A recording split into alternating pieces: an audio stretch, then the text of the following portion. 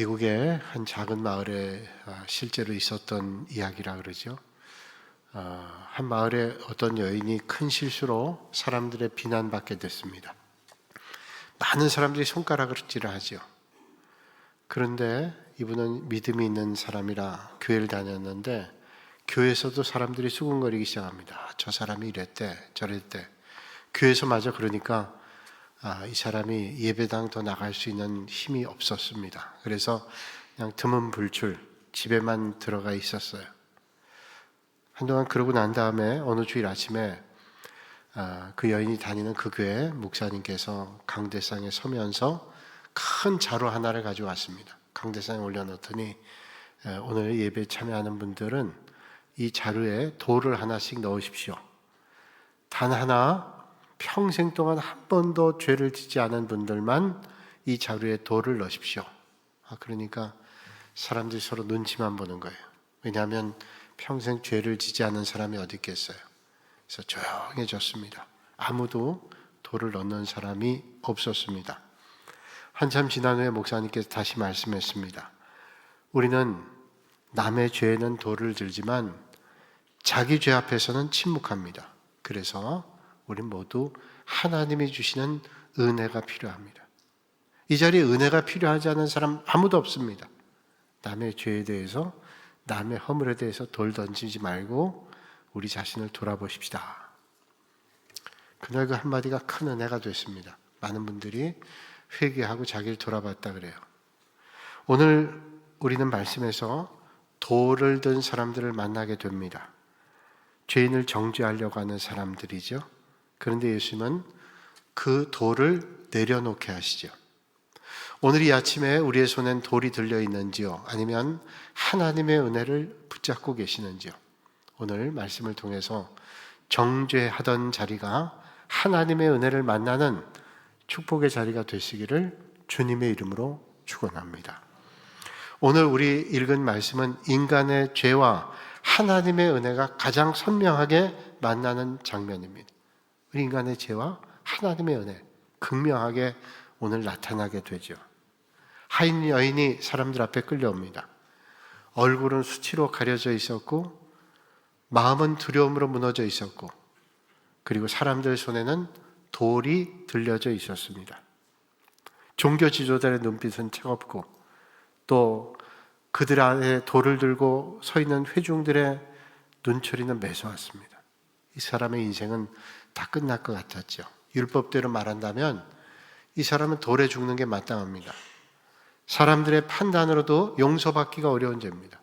율법으로는 돌에 맞아 죽고 사람들에겐 비난으로 돌에 맞아 죽어야 될 그런 인생이었습니다. 과거는 수치뿐이었고 현재는 절망이고 미래는 소망이 없는 그런 인생이었습니다. 그런데 오늘 이 여인의 모습이 오늘 우리의 모습은 아닌가 하는 생각을 합니다. 우리 역시 하나님 앞에 죄인이었고 돌에 맞아 마땅한 존재였습니다. 그런데 주님은 우리를 정죄하지 않고 은혜 가운데 우리를 붙잡아 주셨어요. 그래서 오늘 우리는 이 아침에 예배 자리, 은혜 자리에 있는 것입니다. 오늘 본문 말씀의 서기관들과 바리새인들은 간음 중에 잡힌 여인을 예수님 앞으로 끌고 오는 장면으로 시작이 되죠.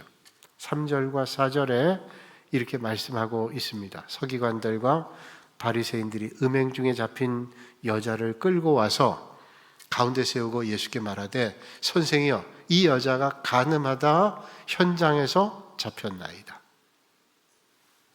그러면서 아주 추궁하듯이 예수님께 집요하게 질문하죠. 그러면서 이렇게 다그칩니다. 모세는 율법에 이런 여자를 돌로 치라 명하였거니와 선생은 어떻게 말하겠나이까? 자, 저들은 바리새인들과 서기관들입니다. 그러면 그들이 배운 율법대로 그 여인을 데려다 돌로 치면 되는데 돌로 치기 전에 예수님께 와서 모세 율법이 이런데 당신은 어떻게 하겠냐? 라고 추궁하듯 묻는다는 거예요. 그러니까 그들은 율법을 가지고 말했지만 목적은 율법에 따른 정의가 아니었습니다. 여인을 살리려고 하는 의도도 아니었습니다. 죄를 해결해 주려고 하는 것도 아니었습니다. 예수님을 어떻게 하면 시험하고 넘어뜨릴까 하는 악한 의도를 가지고 있었습니다. 참 이상한 것은 오늘 이 말씀 읽을 때 간음한 여인은 등장하는데 함께 간음했던 남자는 등장하지 않습니다. 여러분, 간음은 혼자 범하는 죄가 아닙니다. 상대방이 있어야 되는 거예요. 그런데 여자만 끌려왔다는 것입니다. 저들이 말하는 율법대로라면, 만약에 정의를 실현하기 위한 일이라면 남자도 같이 데려와야죠. 그런데 남자는 보이지 않습니다. 그러므로 이것은 저들이 행하려는 율법도 아니고 공의도 아니고 그것은 함정이었습니다. 이 여인은 죄인이었으며 틀림없어요. 사람들에게 지탄받는 죄, 그리고 율법에 따른 죄인의 틀림이 없습니다. 그러나 동시에 그 여인은 이용당한 희생양입니다. 예수님을 곤란하게 만들려고 했던 저들의 마음속에 이용당한 희생양에 불과하다는 거예요. 어릴 때 많이 보는 이솝우화 가운데 그런 얘기가 있죠. 한 번은 동물 세계의 왕인 사자가 모든 동물들을 모아놓고 이런 명령을 내렸습니다. 우리 숲에 지금 흑사병이 돌아다녀서 많은 동물들이 죽는데 이것은 아마도 우리 동물 가운데 큰 죄를 범한 동물이 있기 때문에 그 동물 때문에 흑사병이 돌게 된 거다. 그러니까 동물을, 가장 큰 죄를 지은 동물을 잡아서 희생제물을 드려야 하나님이 그 화난 마음을 풀어주실 거다. 그렇게 해서 이제 사자 주관으로 이제 모든 동물들의 죄를 고백하게 하는 거예요. 호랑이가 먼저 나와서 자기의 죄를 고발합니다. 나는 며칠 전에 너무 배가 고파서 염소를 잡아먹었습니다. 내가 염소를 잡아먹은 큰 죄를 저질렀습니다. 그렇게 얘기하니까 아주 약삭빠른 여우가 호랑이 편 드는 거예요. 아니, 호랑이님, 그게 무슨 큰 죄입니까? 염소는 알다시피 풀을 다 뜯어먹는데 그 염소가 돌아다니면서 풀을 다 뜯어먹으면 초원에 풀이 하나도 없어요. 그래서 다른 동물도 살아갈 수 없습니다. 그러니까 개체수를 줄이기 위한 오히려 좋은 일을 하신 거죠. 이게 호랑이는 잘못이 없습니다. 아무도 거기에 반기를 드는 사람이 없어요. 사람은 없죠. 동물들이 없어요. 그런데 그 다음에는 표범이, 그 다음엔 늑대가 차례대로 쭉 자기의 죄를 고백합니다. 나는 이렇게 아무도 거기에 반기를 드는 동물이 없습니다. 그러다가 이제 마지막에 노새까지 갔어요. 힘없고 약한 노새가 자기를 고발합니다. 여러분 죄송합니다. 제가 여러 날 전에 너무너무 배고파서 남의 울타리를 넘고 들어가서 거기에 풀을 뜯어먹었습니다. 안 먹으면 내가 죽겠기에 먹었습니다. 너무 죄송합니다. 그러자 동물들이 다 이구동성으로 얘기합니다. 저놈이 죄인이다. 잡아라. 죽여라. 그래서 노새를 잡아서 제물로 드렸다는 얘기예요. 우린 설명 안 해도 다 압니다. 이 노새는 희생양이에요. 더 큰 죄 지은 동물들은 면하게 되고 정말 힘없는 노새가 제물이 됐어요. 자기들의 허물은 가리면서 남의 죄를 드러내는 돌 던지는 사람과 똑같죠. 참된 회개는 다른 사람이 아니라 먼저 자기를 볼 줄 아는 사람이에요. 여러분 어떻습니까? 세상은 종종 다른 사람의 죄에 대해서는 엄격하고 자기의 죄에 대해서는 관대합니다. 남의 허물은 크게 보고 나의 허물은 작게 봅니다. 주님은 그걸 잘 아시기 때문에 내 눈에 있는 들보를 먼저 빼고 남의 눈에 티를 봐라. 사람들이 자기 눈에 들보가 있는데, 집지는 기둥 같은 큰 게 있는데 남의 보이지 않는 티를 가지고 사람 시비 거는. 오늘 주님은 저들의 의도를 다 알고 계셨습니다. 그래서 말씀하죠. 6절에 이렇게 말씀합니다. 그들이 이렇게 말하면 고발할 조건을 얻고자 하여 예수를 시험함이로라. 예수님은 저들의 의도를 정확히 간파했습니다. 그 여인을 잡고자 하는 것보다는 예수님을 고발할 조건을 얻기 위해서 시험하는 거예요. 그럼에도 주님은 즉답하지 않고 몸을 굽혀서 땅에 글을 쓰셨습니다. 예수께서 몸을 굽히사 손가락으로 땅에 쓰시니 무엇을 쓰셨는지 우리는 알 수 없어요. 왜냐하면 성경이 거기에 대해서 말씀하지 않기 때문에 우리는 추측합니다. 많은 신학자들이 궁금해 추정했어요. 도대체 예수님은 몸을 굽히려서 그 중요한 순간에 아무 말씀도 하지 않고 왜 땅바닥에 글을 쓰셨는가? 추정하기를 아마도 거기에 저들의 죄를 쓰지 않았을까 생각하는 거예요. 상당히 납득이 되잖아요. 예수님께서 몸을 굽으려서 돌 들고 그 여인을 치려고 하는 사람들의 죄를 적습니다. 너는 도둑놈, 너는 강도질한 놈, 너는 사기꾼, 거짓말쟁이, 거기다 다 적었습니다. 그러자 저들의 죄목을 나열해놓자 양심이 그를 고발하고 저들이 갔다는 거예요. 예, 납득이 되는 얘기예요. 그러나 어쨌든지 분명한 것은 흥분했던 군중들을 잠잠하게 하고 감정으로 달려가던 저들을 양심 앞으로 끌어냈어요. 그러니까 양심이 그들을 고발하니까 그들이 다 떠났다는 말이죠. 그리고 주님 말씀합니다. 너희 중에 죄 없는 자가 먼저 돌로 치라. 먼저 돌로 칠 수 있는 사람이 없어요. 다 참 침묵하고 돌아갑니다. 양심을 만났기 때문이죠. 하나씩 돌 놓고 갔는데 어른부터 해서 젊은이까지 해서 다 돌을 놓고 떠났습니다. 여러분, 오늘 이 아침에 기억하십시오. 주님 앞에 서면 남을 향하던 손에서 돌이 떨어지고 주님 앞에 서게 돼요. 왜냐하면 나도 죄인이라는 사실을 발견하기 때문에. 어느 날 성 프란시스가 수도하던 수도원에 금식 기간 중에 어떤 수도사 하나가 남의 죽을 훔쳐먹은 거예요. 그 수도사들이 그걸 알고 비난하고 비판하기 시작합니다. 아니, 금식 기간에 그것도 남의 죽을 훔쳐먹은 그런 놈이 수도사가 될 만하냐? 지목이 됐어요. 아주 그것 때문에 수도원이 분위기가 엉망이 됐습니다. 프란시스가 수도사들에게 얘기합니다. 너희들 그 남은 죽이 있으면 남은 죽을 가져와라. 그래서 왜 그러신가요? 그래서 물었더니 프란시스가 얘기합니다. 야, 우리 그 죽 갖다가 함께 나눠 먹자. 수도사들이 얘기합니다. 아니, 금식 기간인데 그 죽을 가지고 나눠 먹자니 이게 무슨 말씀입니까? 프란시스가 얘기하는 거예요. 야, 그 죽 때문에 그렇게 남을 비난하고 못되게 할 바에는 차라리 우리가 같이 먹자. 이러다가 은혜 다 깨뜨린다. 여러분, 은혜 다 깨뜨린 일이에요. 여러분, 내가 의롭다고 남을 판단하고 정죄하는 것은 잘못되는 거예요. 나는 이 정도인데 너는. 그래서 여러분 50보 100보라는 말이 있죠. 50보 100보. 전국시대 양날의 해왕이라는 사람이 통치를 하는데 잘 안 되는 거예요. 그래서 맹자에게 물었습니다. 맹자, 어떻게 하면 맹자 선생님 잘할 수 있습니까? 그랬더니 맹자가 저는 나라를 어떻게 다스린지는 잘 모르겠지만 인의가 있어야 되는 건 제가 알겠습니다. 인의, 어질고 올바라야 된다. 그건 압니다. 그랬더니 이 해왕이 말하기를 나는 어질고 올바르게 했습니다. 그렇게 얘기하는 거예요. 그러니까 이 해왕에게 맹자가 묻는 거예요. 그러면 전쟁에 나갔는데 어떤 병사가 전쟁에서 불리하니까 뒤로 한 50보 달아났어요. 50보 달아났는데 또 어떤 병사도 전쟁에 임했다가 두려워서 100보 뒤로 달아났습니다. 그런데 50보 달아난 병사가 100보 달아난 병사에게 저 비겁한 놈이라고 얘기한다면 가능한 일일까요? 그랬더니 해왕이 얘기합니다. 그거 가당하지 않죠? 50보 간 놈이나 100보 간 놈이나 똑같지 않아요? 그래서 50보 100보예요. 똑같은 거예요. 여러분, 우리가 돌 가지고 던져요. 야, 너는 비난해. 그런데 주님께서 저들의 죄를 알고 계세요. 땅바닥에 뭘 적으셨는지 알 수 없지만 저들은 양심의 고발을 받고 돌아갔어요.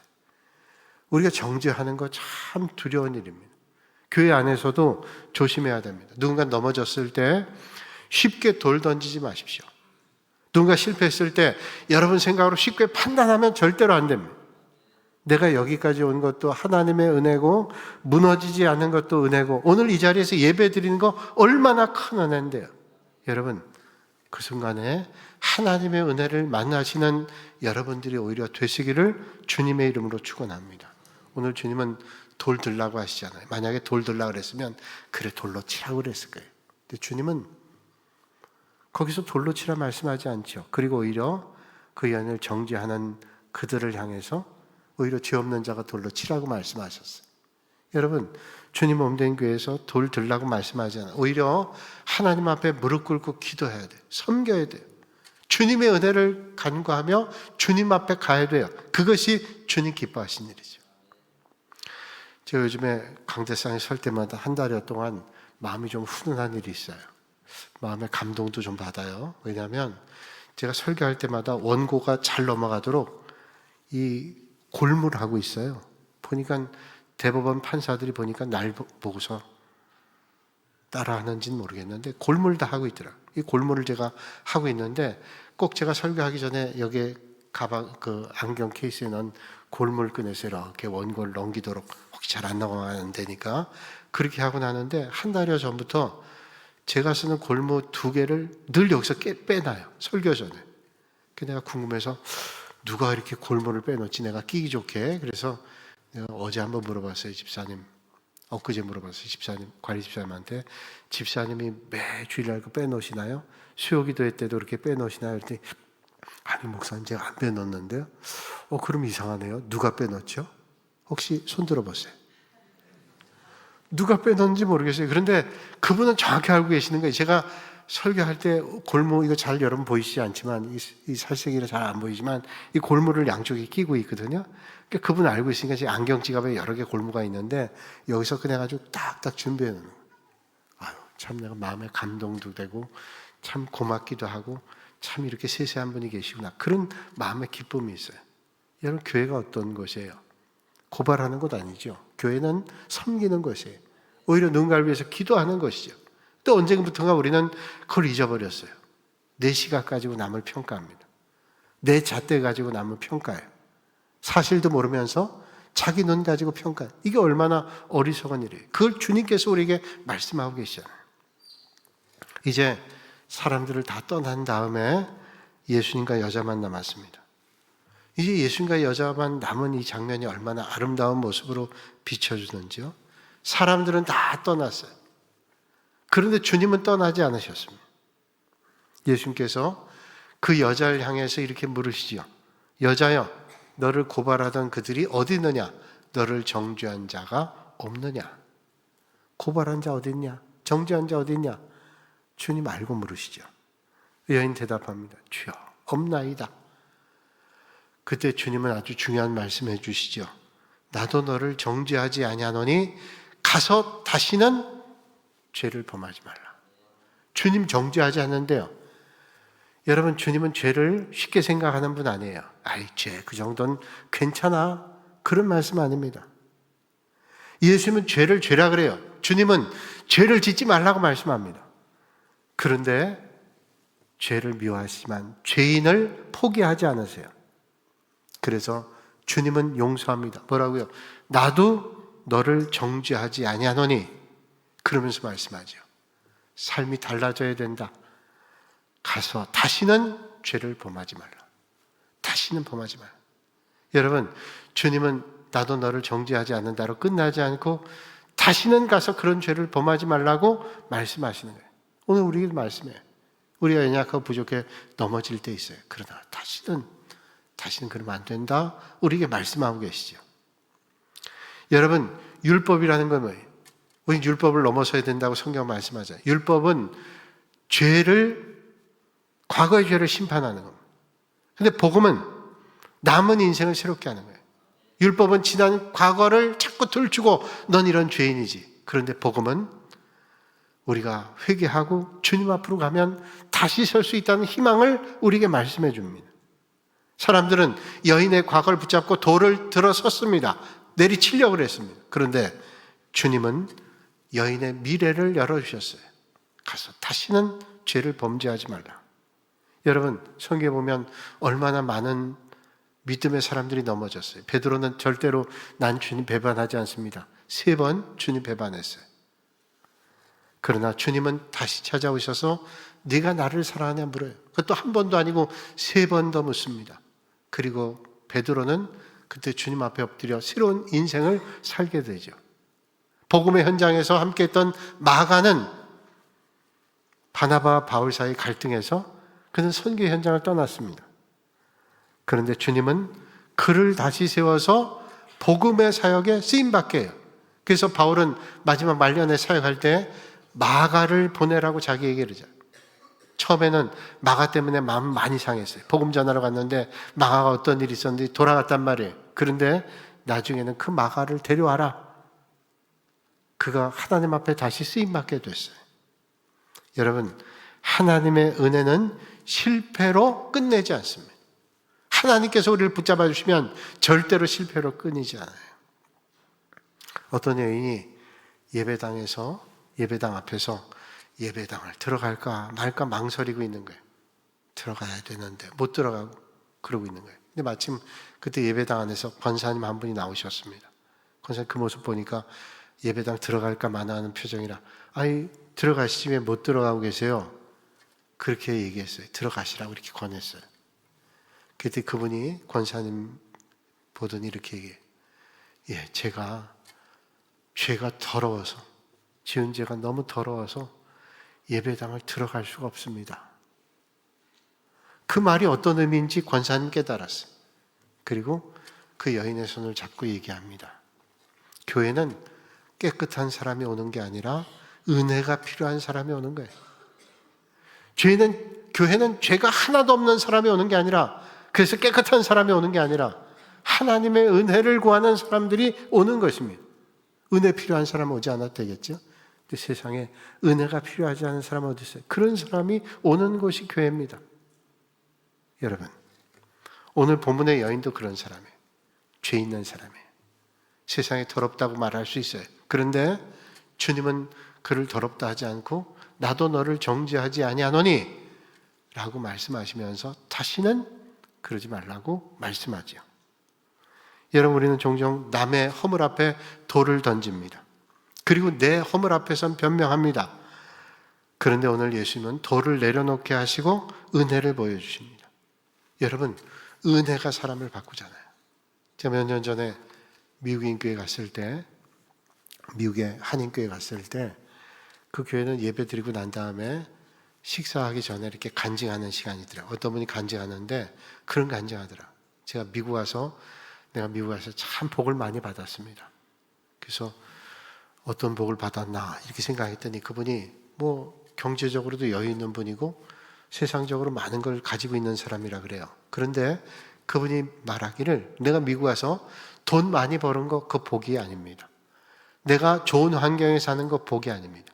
제가 진짜 받은 복은요, 미국에 와서 예수님을 만났다는 거예요. 그래서 내가 예수님 만났을 뿐 아니라 우리 아이들도 다 예수님 만났습니다. 왜냐하면 내가 한국에 있을 때는 신앙에 대해서 전혀 감동이 없던 사람일 뿐 아니라 교회 다니는 사람 비난했던 사람이에요.